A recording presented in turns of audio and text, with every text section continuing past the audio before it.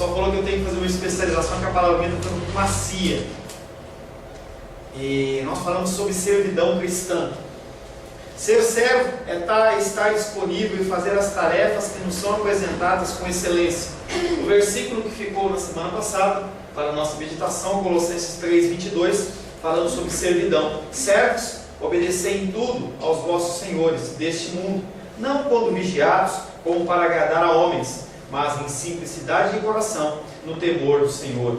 Quando nós assim o fazemos, nós honramos ao nosso Senhor Jesus Cristo perante as pessoas que nos cercam, dando um bom testemunho cristão.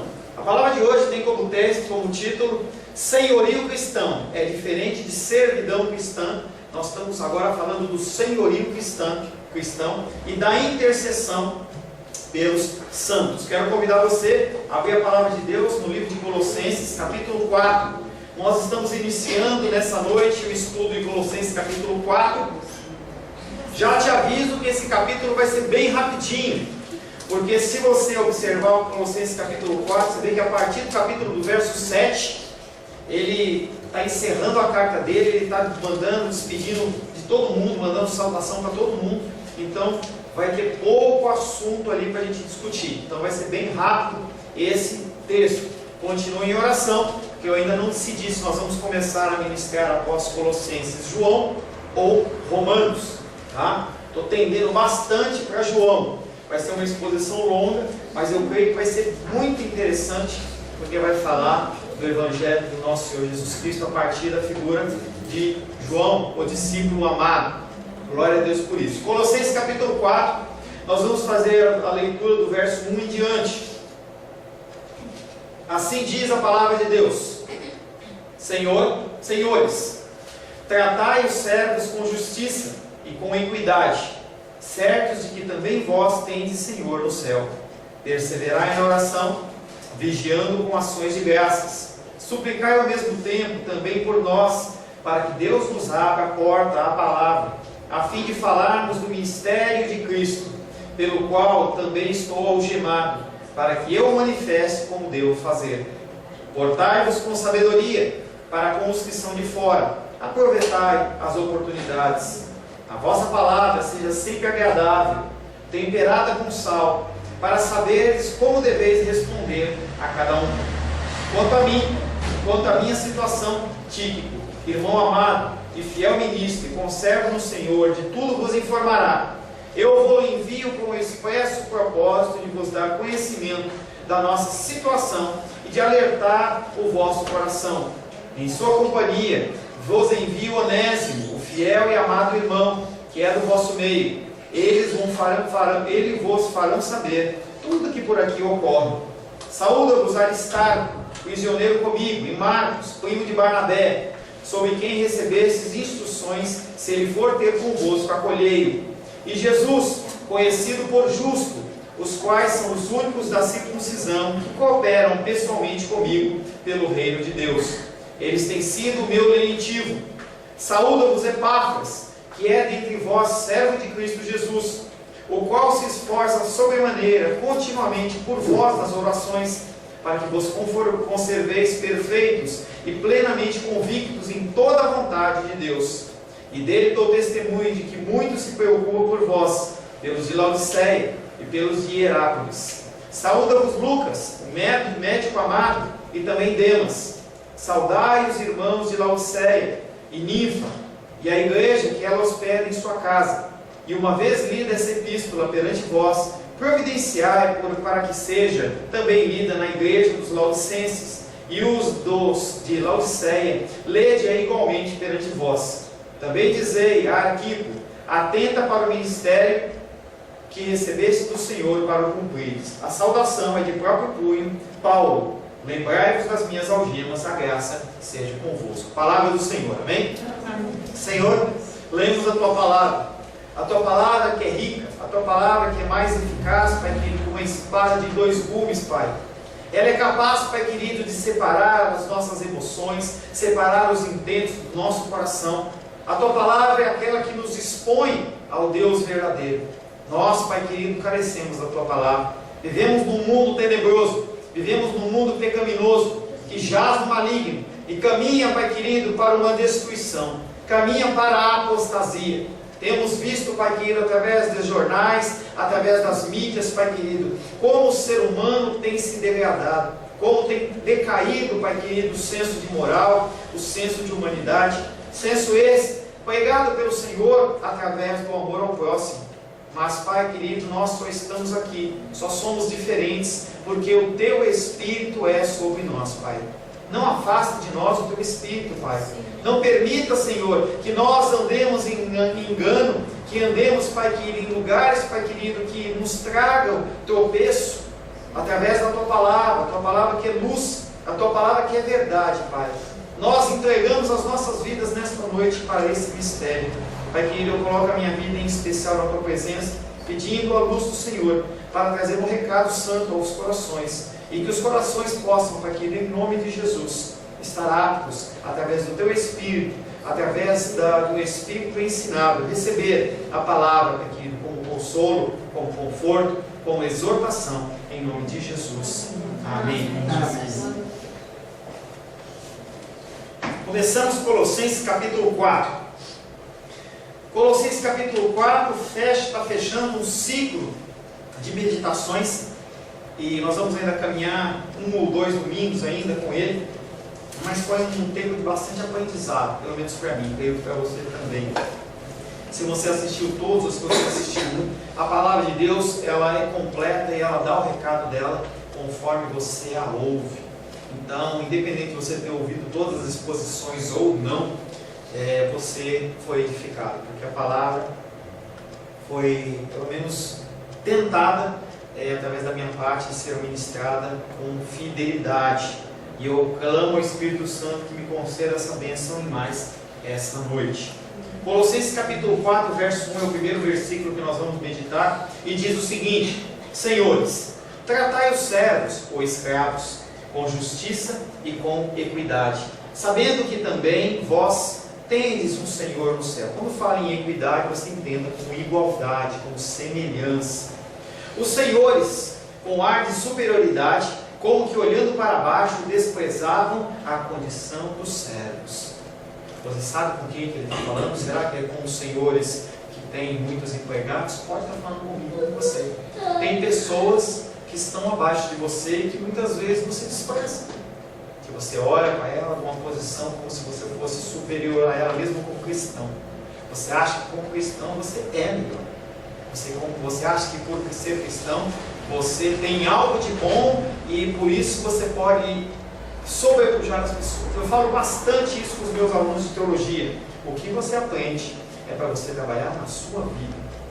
Não oprima os outros com o conhecimento. Ensine sim, sempre com amor, com temor, mas não oprima as pessoas com o que você aprende. Porque quando você oprime, e é um versículo que nós vamos falar talvez na próxima semana, a palavra nossa ela tem que ser temperada com sal. Nós temos que falar sempre na medida certa.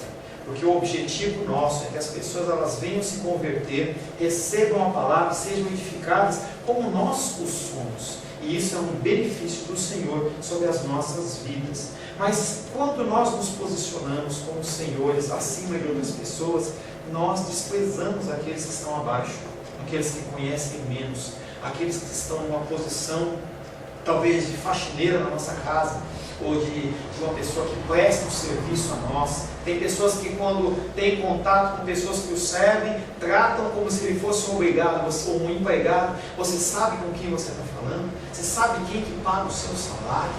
São frases que não devem sair da boca de um cristão, porque aquela pessoa está cumprindo um propósito do reino, um propósito de Deus diferente do seu, e nós não temos o direito de fazer esse tipo de coisa. Paulo mostra que não só o servo, como nós vimos na semana passada, mas também os seus senhores estavam igualmente sob a sujeição da autoridade de Deus. Você pode até ser chefe, você pode até ser líder, você pode até estar sobre uma pessoa, mas você tem que sempre lembrar que da mesma maneira que aquela pessoa está sob a sua autoridade, você está debaixo da autoridade de Deus, porque nenhuma autoridade ela é delegada a não ser pelo Senhor. Então nós temos que exercer a função de autoridade. Maridos, exerçam a função de autoridade com sabedoria. Pais, exerçam a função de autoridade com sabedoria. Nós temos que formar, nós temos que cuidar. Essa é uma função que nós temos. João 19:11 diz: respondeu Jesus: nenhuma autoridade teria sobre mim se de cima não te fosse dado. Um discurso entre Jesus e Pilatos, em que Pilatos ele acha que ele é o dono da cocada preta. E aí Jesus Cristo fala: não é bem assim não, querido. Você está aí porque o meu Deus te colocou aí. E aí Pilatos não entende, realmente é uma coisa muito doida, Pilatos entender aquela situação em que o homem está debaixo de um juiz, de um cara que pode o soltar, e ele está com um discurso que não é um discurso de puxa-saco. E Jesus Cristo fala para ele assim: você só está aí porque alguém te pôs aí, e esse alguém é o meu Deus, é o meu Pai.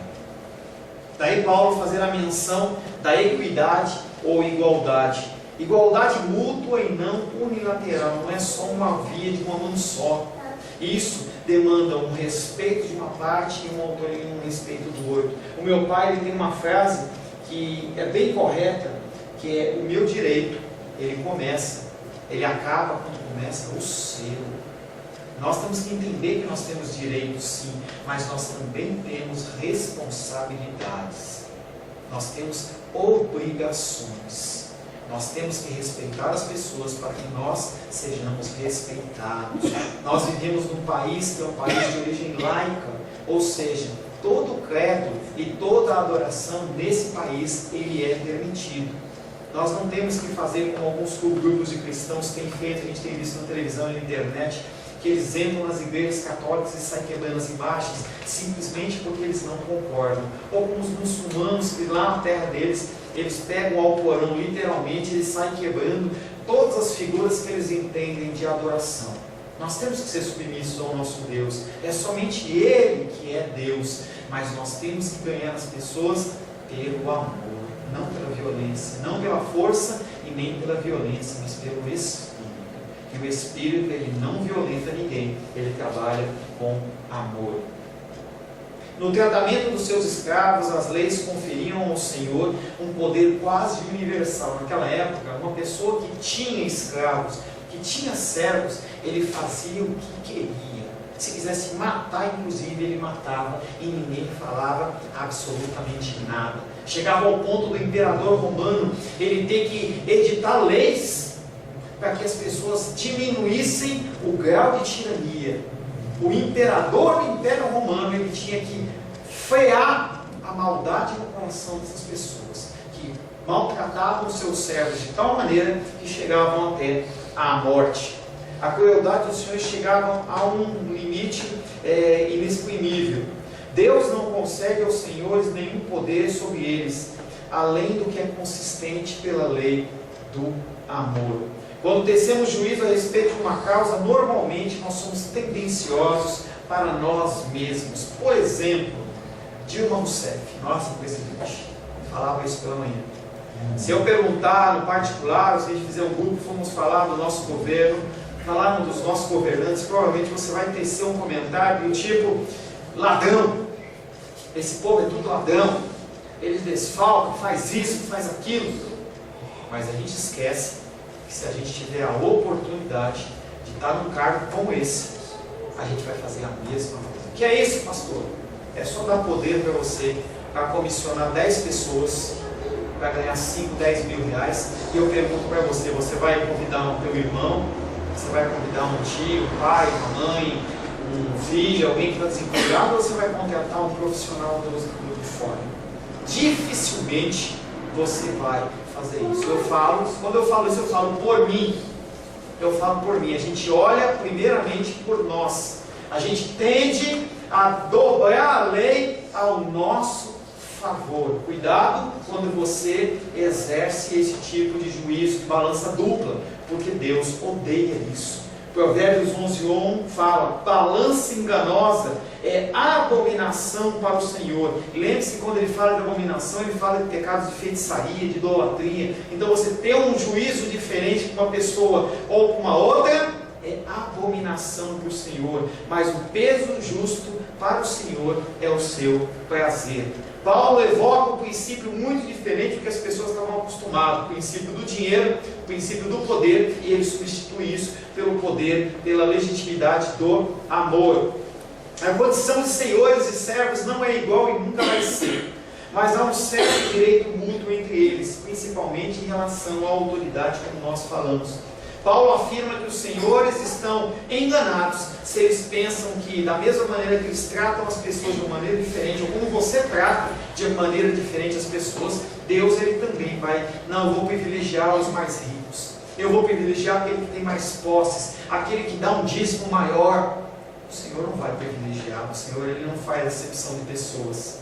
E quando Ele olha para mim, olha para você, Ele vê pessoas despojadas das suas vestimentas, despojadas dos seus cargos, dos seus templos de igreja, das suas posses. O Senhor ele faz um juízo perfeito e inigualável. Colossenses capítulo 4, verso 2 diz, e aí ele muda o tempo, ele sai desse trabalho de servidão e ele entra num tema de oração. Paulo se aproxima para o final da carta. E agora ele começa a salpicar alguns ensinos que não são o cerne da carta para os Colossenses, mas que ele precisa falar também. E o primeiro tema que ele fala é sobre oração. Colossenses 4,2 diz: perseverai na oração, vigiando com ações de graças. Como é difícil a pessoa orar. Eu tenho passado um tempo de um pouco de dificuldade em casa. Alguns sabem disso, a minha titia, ela quebrou o fêmur, ela operou, está lá em casa com os nossos cuidados e demanda de todo cuidado. Então, ela tem um remédio que toma às 6 da manhã, ela vai estar assistindo esse vídeo depois, ela toma um remédio às 6 da manhã, ela toma um remédio meia-noite, e eu confesso para vocês que dá um cansaço enorme, porque é cuidado 24 horas por dia.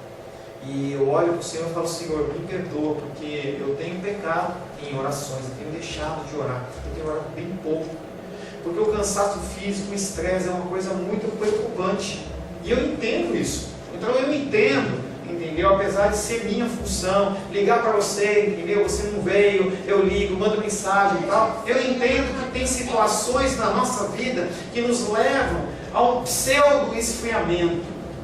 Mas a minha função é estar sempre cutucando vocês. Mas e quem me cutuca? Entendeu? Então é difícil.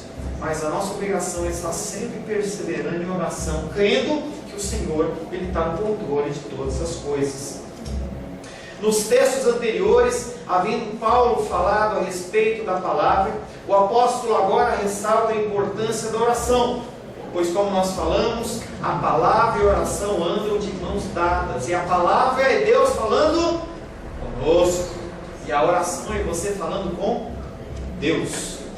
E aí ele coloca: perseverai na oração.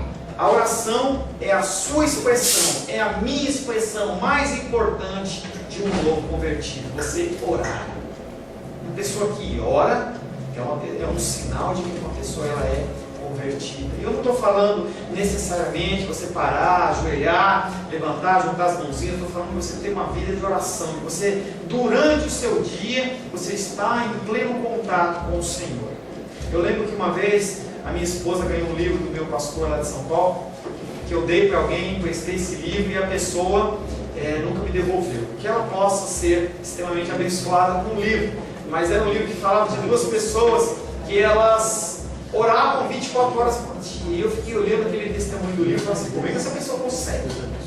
Entendeu? E a pessoa ela continuava com a mente dela sempre em oração, sempre em oração. Eu comecei a fazer esse teste. Eu confesso a vocês que eu consegui ficar, acho que 1 hora fazendo isso. Porque você está com a sua mente o tempo inteiro em oração, sempre com o Senhor, conversando com o Senhor.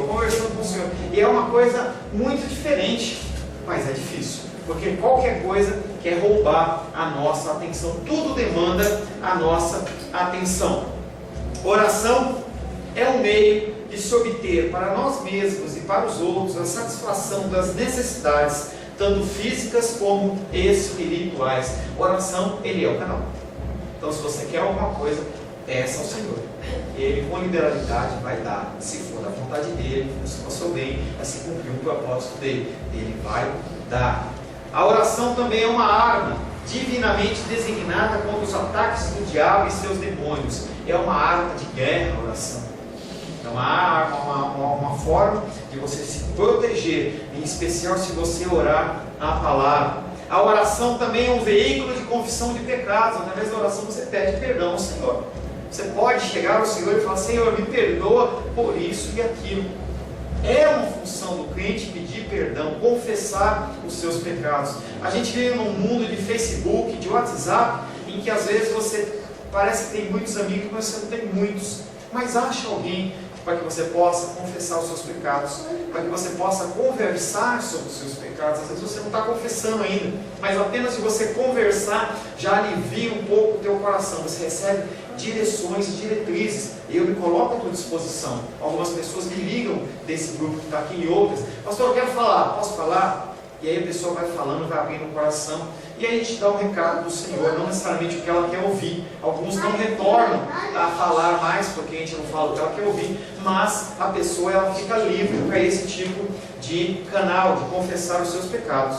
A oração também é um instrumento por meio da qual a alma agradecida oferece a sua adoração espontânea diante do Senhor. Você não precisa de um ministro de louvor, você não precisa de um pastor falando: diz aí aleluia, diz o glória a Deus. Eu gosto do irmão Glória porque no ele está, ele sente e fala aleluia, glória a Deus. A gente tem que ter essa liberdade. A gente não está num contexto de igreja em que a gente tem que ficar congeladão. Então, se você quiser falar glória a Deus, fala glória a Deus. Se quiser falar aleluia, fala aleluia. Não precisa eu falar: irmão, vamos falar glória a Deus. Fala. Não é o sentido disso, uma mera repetição, mas um coração agradecido, que é uma música que eu pensei que a Luísa fosse cantar, mas ela vai cantar depois, que são chuva de bênçãos, em que você, quando você começa a olhar a sua vida, o que o Senhor tem feito, do que Ele tem te livrado, está lá, não tem? Não? Não? Então, desculpa. Então está na minha mente, então a gente vai cantar de outro jeito. Tá? Quando você tem um coração agradecido, o Senhor, Ele olha para você de uma maneira diferente. Ele fala assim: meu filho, é bom a gente estar com pessoas agradecidas, não é? Quando você está com uma pessoa em que você faz algo para a pessoa e a pessoa ela te agradece, e é revigorante, é bom para a gente. Assim, o apóstolo Paulo ele fala da perseverança, e essa perseverança ela é incentivada. Em Atos 1,14 ele fala um pouco sobre essa perseverança. Todos esses perseveraram unânimes em oração com as mulheres, com Maria, mãe de Jesus, e com os irmãos dele. Momento de oração da igreja primitiva, igreja iniciando formação, aguardando a descida do Espírito Santo. Oração, oração. Romanos 12, verso 11 e 12: no zelo não sejais remissos, sede fervorosos no Espírito, servindo ao Senhor, regozijai-vos na esperança, sede pacientes na tribulação e na oração perseverantes. Vamos orar, vamos orar, vamos orar, vamos orar. A perseverança da oração está em harmonia com o ensino de Jesus, no qual ele exorta os seus discípulos a perseverarem na oração, mesmo quando a oração não é respondida, pelo menos aos nossos olhos, aos nossos ouvidos. O Senhor fala que nós temos que continuar orando. Mateus 26, 41 diz: vigiai e orai, para que não entreis em tentação. O espírito, na verdade, está pronto, mas a carne é fraca. Por que o espírito está pronto? Porque você é uma nova criatura. O espírito está dentro de você. O teu espírito ele foi renovado. O teu espírito ele foi recriado. O teu espírito ele tem acesso ao Senhor. Através de Jesus você pode sim falar com Deus dos altos céus. Então, o teu espírito ele está pronto, mas a nossa vontade, a nossa carne fica naquela luta o tempo inteiro. Eu quero ficar em casa. E aí a dos Reis ela conversou comigo lá na entrada, ela falou assim: pastor, eu vim mesmo atrasado, porque se eu não viesse, se eu demorasse mais um pouquinho, eu ficava em casa. Luta. As visitas, elas gostam de nos visitar na hora de sair do culto. O carro gosta de nos pegar na hora de sair do culto. Tudo parece que é na hora de você fazer alguma coisa para o Senhor, ou de receber alguma coisa do Senhor, acontece. E se você se deixa levar por essas coisas, por essas dificuldades, você desfalece e cai. Nessa passagem que nós lemos de Mateus 26, 41, o estado de alerta referido deve ser tomado literalmente, é como se você estivesse em guerra. E aí quando você vê aqueles filmes de guerra, aqueles filmes de Vietnã, a pessoa está lá na moita, qualquer barulhinho, puxa a arma. Qualquer barulhinho entra em alerta. Nós temos que viver assim. Nós não sabemos quando o nosso Senhor vai voltar. A gente vê sinais acontecendo, sinais de apostasia, sinais de terremotos, sinais de guerra, sinais de fome, sinais de apostasia, pessoas que não se amam mais. Cada vez mais a gente vê na televisão coisas absurdas acontecendo, e o Senhor, Ele pode voltar no estalar de Deus. Você está pronto? Devemos orar pelas nossas próprias necessidades, pelas dos outros, da família, da igreja, da sociedade. Devemos orar pelos perigos que ameaçam a comunidade cristã, essa teologia da prosperidade, essas campanhas, essas coisas que o povo tem inventado aí, é um atentado ao cristianismo verdadeiro. Leva as pessoas a uma adoração a um Deus que não é o Deus verdadeiro. É um Deus profano, é um Deus pagão, é um Deus que precisa da sua adoração, porque senão ele morre. Esse Deus não é o meu Deus, mas é o Deus que está sendo pregado e fala. E nós temos que orar em relação a isso. Nós temos que também agradecer ao Senhor pelo que nós recebemos. Que chato você pedir uma coisa para Deus, Deus te conceder, você não fala obrigado para Ele. Você tem que falar obrigado. Agradeça ao Senhor. Mês de abril foi embora, sabia disso? Você já agradeceu? Você ficar com vergonha. Você já agradeceu pelo mês de abril que foi embora, que você está vivo? Pelos seus filhos que estão vivos? Pelo seu trabalho? Pelas coisas? Pelo teu carro? Pelo teu trabalho? Pelo lugar onde você mora? Porque você sabia que se não fosse a mão do Senhor, você teria se perdido em algum desses livros que eu falei ou em algum outro. Você agradeceu a Deus pelo mês de abril? Ou você acha que foi pela sua força que tudo ocorreu? Cuidado. E nós temos que orar também para que a vontade de Deus seja feita. Quando alguém está profunda e humildemente consciente das bênçãos recebidas e prometidas, expressará a sua gratidão a Deus. Por isso que Paulo coloca ações de graças. Obrigado, Jesus. Nós temos que colocar isso na nossa oração. Não é só pedir. Obrigado, Jesus, pela minha esposa. Obrigado, Jesus, pelo meu marido, pelos meus filhos, pelo meu trabalho. Agradeça porque você tem 5 dedos nas mãos. Tem gente que não tem. O Lula não tem.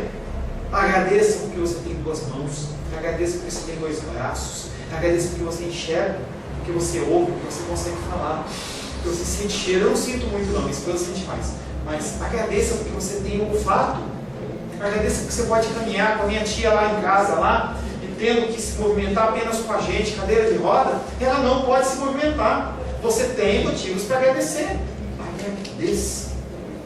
Efésios capítulo 5, versos 18, 19 e 20 diz: E não vos embriagueis com o vinho, no qual há dissolução, mas enchei-vos do Espírito, falando entre vós com salmos, entoando e louvando de coração ao Senhor com hinos e cânticos espirituais, dando sempre graças por tudo ao nosso Deus e Pai, em nome do nosso Senhor Jesus Cristo.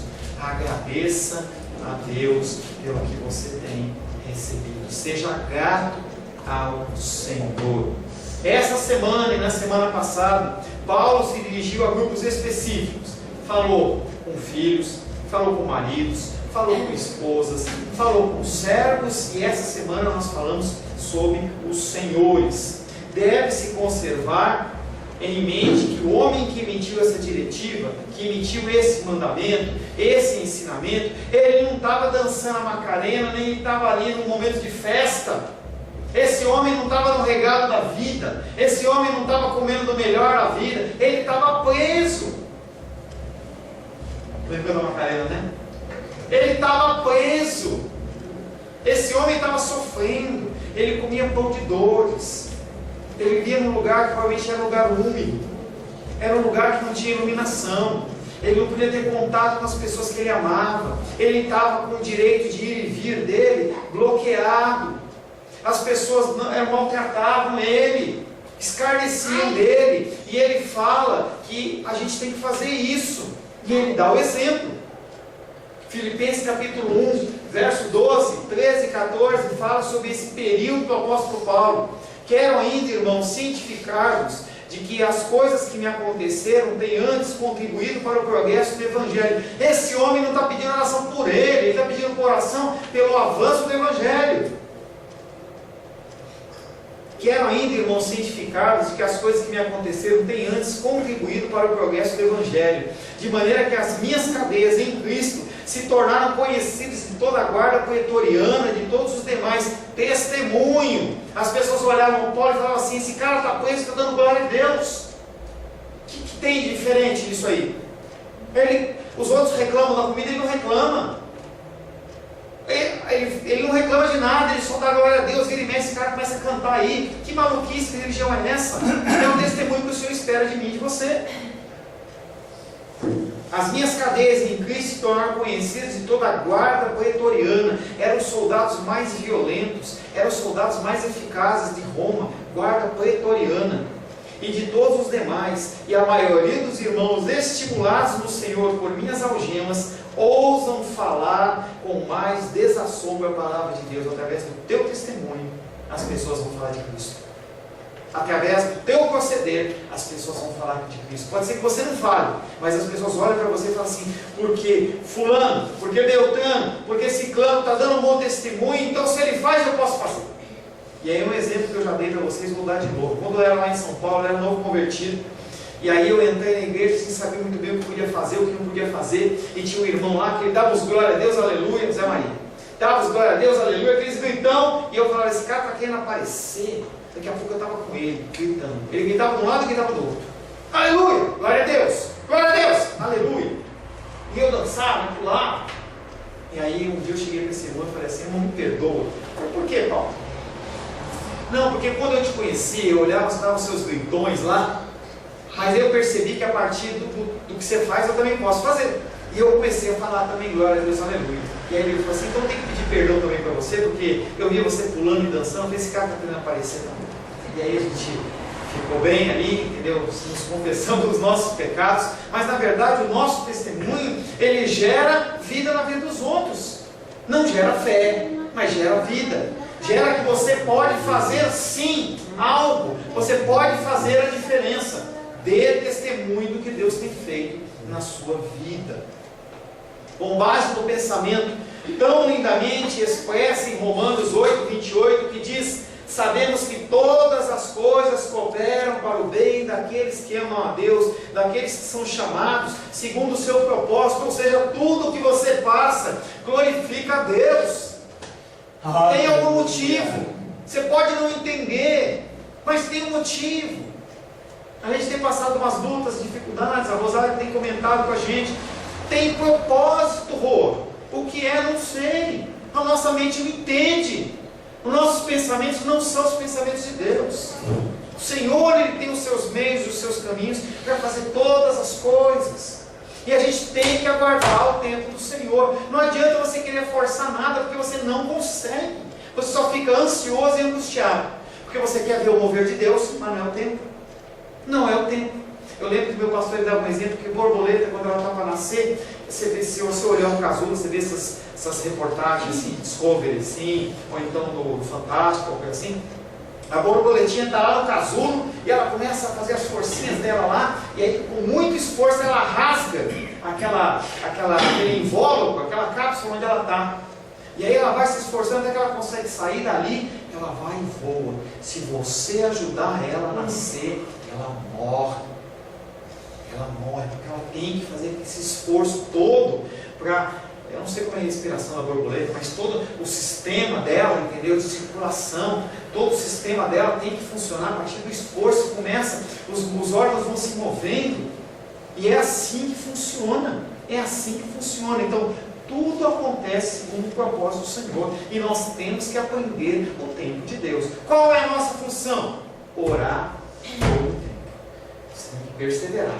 Persevera pelo teu filho, persevera pela tua filha, persevera pelo teu pai, pela tua mãe, persevera pelo teu filho, pela tua filha, pelo teu tio, pela tua tia, pelo teu pai, pela tua mãe. Oração, oração, oração, persevera, persevera, persevera. Porque pode ser que o Senhor olhe com misericórdia para essa vida, não por causa da sua oração, mas Ele olhe para aquela vida, você cumpre o propósito, é como se fosse um quebra-cabeça que encaixa as pecinhas. Cumpriu o propósito, aí o Senhor alcança aquela vida.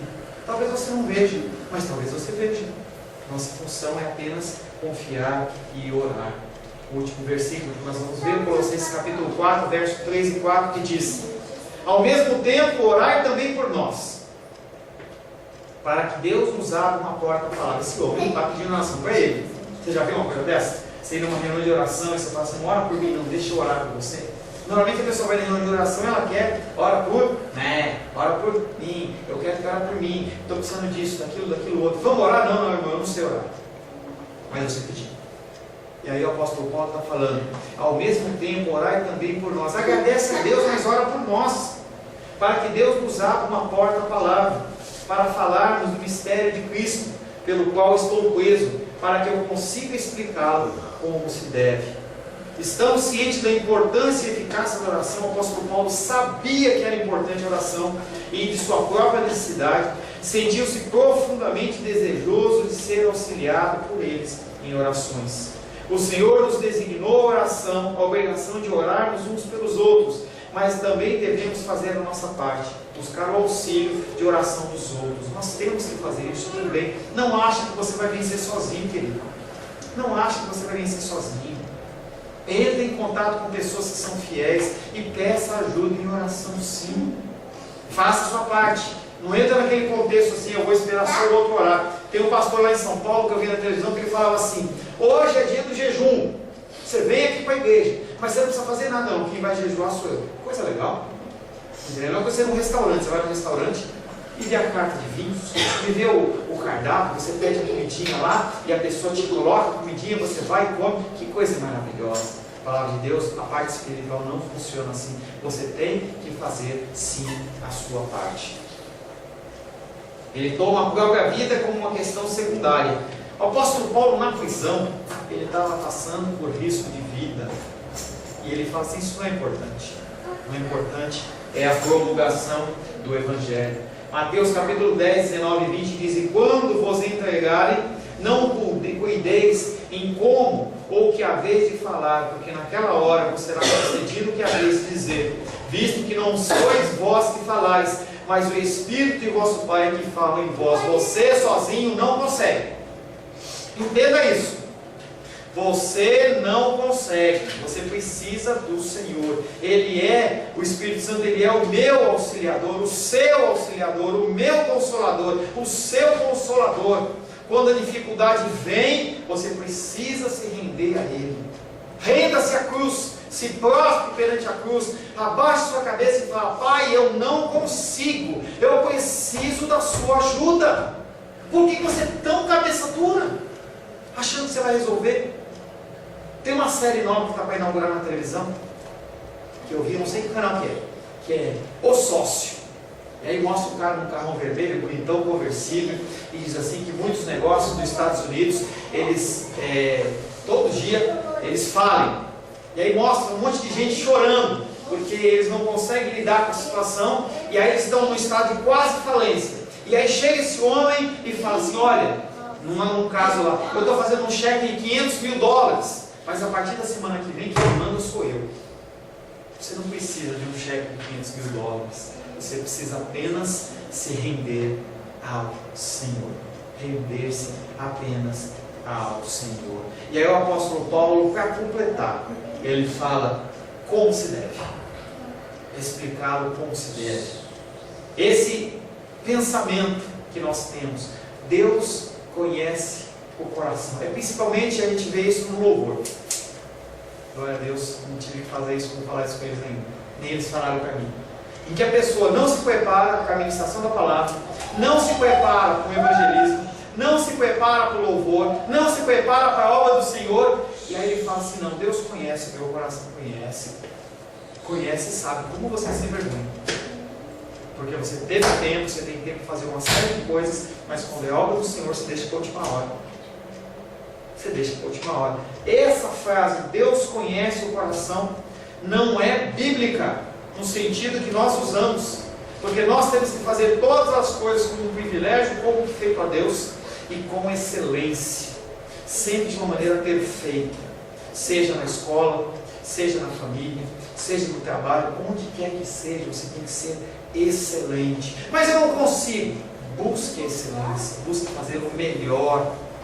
Use o seu tempo, use as suas habilidades, peça ajuda para que você possa oferecer algo excelente. Por isso que fala, você como servo, seja excelente. Você como senhor, seja excelente. Você como marido, seja excelente. Você como esposa, seja excelente. Você como filho, filha, tio, pastor, presbítero, louvor, o que quer que seja, seja excelente. Paulo não é capaz de fazer por si mesmo. O próprio apóstolo Paulo diz que não consegue fazer. Você consegue? Paulo não é capaz por si mesmo e sabe da sua dependência total do Espírito Santo. Paulo aqui nada faz se não desejar que seja dada uma oportunidade para que ele possa concluir o seu ofício com excelência. Para de preocupar com as coisas seculares. Se preocupa com as coisas que são eternas. E com isso não estou dizendo para você sair do seu trabalho e querer viver de luz falando do amor de Jesus. Não é isso que eu estou falando. Eu estou falando que você tem que parar de se preocupar. Tira a ansiedade do seu coração. Viva cada dia, viva cada momento, sabendo que é provisão do Senhor. Porque você pode fazer o esforço que você quiser. Se Deus não for com você, na virada do dia você não acorda. Mas eu tenho uma poupança de 50 mil reais. Eu tenho um plano de saúde do mais caro, Sul América, top, hiper, em que me dá acesso a tudo quanto é coisa. Eu tenho uma alimentação balanceada. Eu tenho uma formação na UNB, com uma pós-graduação na GV e um doutorado lá no exterior. Eu tenho tudo certo. Se não for a misericórdia do Senhor, você não acorda. Você não acorda. E quem que vai cuidar da sua esposa? Quem que vai cuidar? Você não acorda, não tem nada que você possa fazer a não ser confiar no Senhor. Se o Senhor permitir que a enfermidade chegue na tua vida e você tiver que ir para uma UTI particular, meu querido, minha querida, você pode se preparar para ter uma despesa aí, vou chutar, de 200, 300, 400, 500 mil reais em um mês, uma semana, sei lá, dependendo do cuidado. E você não tem como se preparar para isso, a não ser ficar na dependência do Senhor. O apóstolo Paulo sabe disso. E ele fala: Senhor, me ajuda. Ele olha para os irmãos, eu estou orando para Deus me capacitar, mas eu quero que vocês também orem por mim. Ora por mim para que eu consiga fazer tudo como se deve. Porque ele sabe que falar por falar, às vezes você mata o cara. Por isso que não é todo mundo que pode ser um conselheiro. Por isso que não é todo mundo que pode ser uma pessoa que pode falar. Mas falar de Jesus você pode, mas tem que falar como se deve. Senão você ensina um caminho errado. Ou se a tua palavra não for temperada, o irmão está lá, entendeu? Está sofrendo, e você fala, ou você vai para a igreja, ou você vai para o inferno. E a pessoa fala assim: que Deus é esse? Que eu perdi um marido, eu perdi uma esposa, estou com uma dificuldade assim, e esse Deus ainda quer me colocar mais para baixo. Você tem que falar com amor, tem que falar como se deve. E é isso que o apóstolo Paulo ele fala nesse versículo, que as pessoas possam orar pelos outros, para que nós possamos fazer as coisas do Senhor como se deve. Feche seus olhos.